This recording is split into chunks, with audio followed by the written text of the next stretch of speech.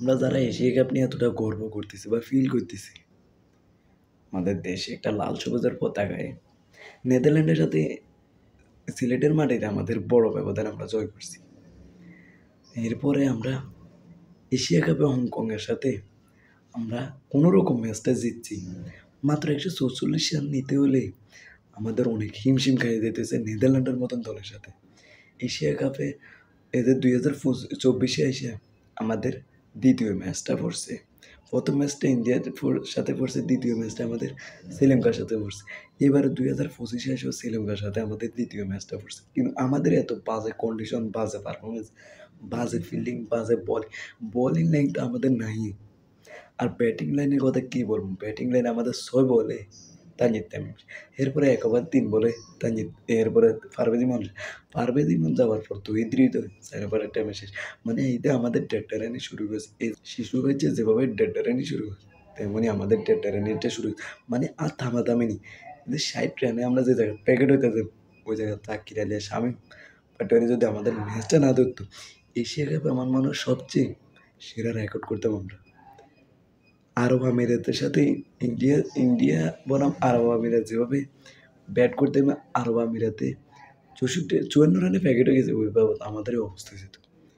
কোনো রকম সম্মানটা জাকির আলী আর শামীম পাটোয়ারি, ওরে বাবার আমাদের ব্যাটাররা এত বাজে ব্যাটিং। মানে আমাদের টার্গেট কখনোই 300-র উপরে না। আমাদের টার্গেট 140 বা 145 বা 50 হলে আমরা ম্যাচ জিতি। কিন্তু এত বড় দলের সাথে আমরা কখনোই ভালো টার্গেটে ব্যাট করতে নামিনি। আমাদের যদি পারভেজ ইমন আর তানজিদ তামিম যদি আউট হয়ে যায়, তখন আমাদের মিডল অর্ডার পুরো বাজেটে আমাদের অধিনায়ক 28 রান করছে কোনো রকম। তৈদ্রিত কোনো রকম ধারায় 3-4 ম্যাচে, এক ম্যাচে 50 করে, এটাই তার শেষ। এই যে আমাদের মিডল অর্ডার, জাকির আলী একটা, মানে আমাদের দ্বিতীয় মাহমুদুল্লাহ রিয়াদ, মানে সে পারুক বা না পারুক মাঠে দাঁড়ায় থাকার চেষ্টা করে। দ্বিতীয় সাইলেন্ট গিলের কি কি করবে একটা প্লেয়ার। এই যে একটা দেখছিলাম 33 বলে 41 করছে, আর শামীম পাটোয়ারি দেখছিলাম 33 বলে, মানে দুইটা প্লেয়ার যদি রানটা না করতো আমরা আরও আগে, যদি দুইটা প্লেয়ার যদি রান না করতো আমরা বাবুল কাকার মাইক দূরে রাস্তা যেতাম। একের পর এক আমাদের বাজে ফিলিংয়ের কথা কি বলবে, আমাদের বলারদের একবারে মানে ফিনিশ করে দিয়েছে, যেতে আইছে শুধু 6 আর 4। আর আমাদের ব্যাটাররা মানে 4 তো দূরের কথা, চোখেও দেখতেছেন।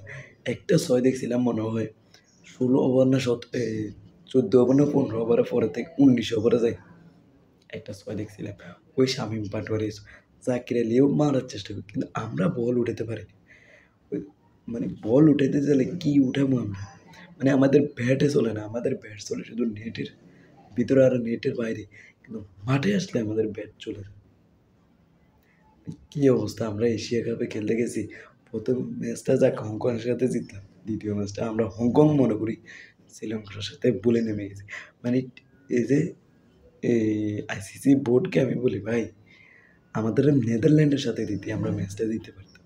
ভুল করি কি জন্য যে আমাদের শ্রীলঙ্কার সাথে দিল্লি, গত বছরও শ্রীলঙ্কার সাথে আমরা হেরে এশিয়া কাপতে বাদ পড়ছি, এবারও আমাদের বাদের টিকিট আগে ধরে দিলি। আফগানিস্তানের সাথে 2024 শেষের দিকে আফগানিস্তানের সাথে আমরা একটা ম্যাচ পড়ছিল, কোনো রকম একে সম্মানটা বাঁচাই নিয়ে দেশে গেছিলাম। এবারও সেম কন্ডিশন করলেই ভাই আইসিসি, মানে আফগানের সাথে শেষ ম্যাচটা আমাদের পড়লি, মানে আমাদের এমনিও তো batting coach, bowling coach, fielding coach সব আনা হয়েছে, কিন্তু আমাদের দলটা এখনও পরিবর্তন। মিডল অর্ডার যদি ওপেনিং না দাঁড়াতে পারে, মিডল অর্ডার আমাদের সেরা বেড়ে লিটন কুমার দাস কয়েকটা ম্যাচে ভালোই পারফরমেন্স করতেছে। একটা মানুষের দ্বারা কীভাবে সম্ভব প্রতিটা ম্যাচ। শামীম পাটোয়ারি, জাকির আলী চেষ্টা করছে, কিন্তু কোনো কিছু করেন, মানে বলে উঠে দেয়, তারা ব্যাটিং যায় শ্রীলঙ্কা, আমাদের বলারদের এমন ফিনিশিং দিছে, মানে যেগুলো ভাবা যায়। আমি তো ভাবছিলাম যে আমাদের বাংলাদেশ বনাম শ্রীলঙ্কার ম্যাচটা হয়ে গেছে বোলিং কিরিস, ওরে বাবার ওই জায়গা দেখি যে 13 ওভারে শ্রীলঙ্কা ম্যাচ জিতে গেছে। মানে কেমন পিঠাটা ফিরছে, 140 রান করতে আমাদের হিমশিম খাইয়ে যাইতেছে। আর তারা 13 ওভারে মানে যেতে শ্রীলঙ্কার তিনটা প্লেয়ার মানে বাঘের মারছে সবগুলাতে, মানে 160-70 স্ট্রাইক রেট। আর আমাদের 133, 140 স্ট্রাইক রেট আমাদের ব্যাটারগুলা নামে সেরা বেড়ালে মানে পারে না বদনা লই যায় যাইতে যাইতে টিকটক করবে লাগে এভাবে যাইতেছে আমি বলবো যে কেউ সমালোচনা করবো ভাই একটা এশিয়া কাপে আমাদের স্বপ্ন একটা কাপ আনা হতো কিন্তু পরের ম্যাচ আমাদের আফগানের সাথে এই ম্যাচটা জিততে পারলে আমরা কোয়ালিফাই নিশ্চিত করতাম কিন্তু এখন আমাদের জন্য মানে কালোই দাঁড়াই গেছে আফগান ম্যাচ জিতবো আমরা ওই মুখ দল জিতবো তমুক দল জিতবো এগুলো নিয়ে আমরা না ভাবি আমরা যদি শ্রীলঙ্কার সাথে ম্যাচটা জিততাম তাহলে আমাদের কিছুটা নিশ্চিত হতে আফগানের সাথে আমরা হারলো এখন আফগানের সাথে হারলে আমরা সোজা বাংলাদেশের টিকিট ধরে নেব কবে জব হই তোমাদের দ্বারা আর সম্ভব তোমরা ক্রিকেট খেলেও না আইসিসি যে ভুল করে কিলে যে বাংলাদেশ টিমটারে এই যে এশিয়া কাপে ঢুকে দিছে এটাই আফসোস লাগে